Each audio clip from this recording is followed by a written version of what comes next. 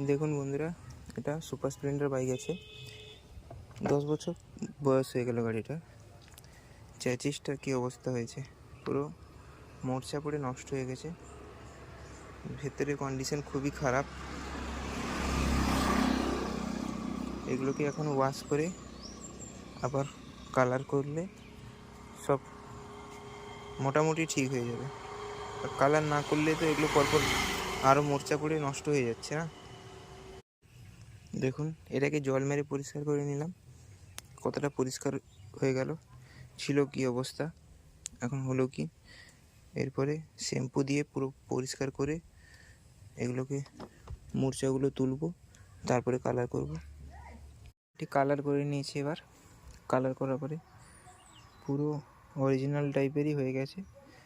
যেখানে একটু গর্ত গর্ত হয়ে গেছে, এগুলো তো গর্ত গর্ত মনে হবে, কিন্তু কোয়ালিটি অনেক বেটার হয়ে যাবে।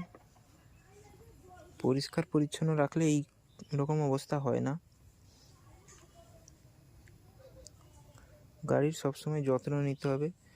যত্ন নিলে গাড়ি যত বয়স হোক না কেন, কোয়ালিটি ঠিক থাকবে।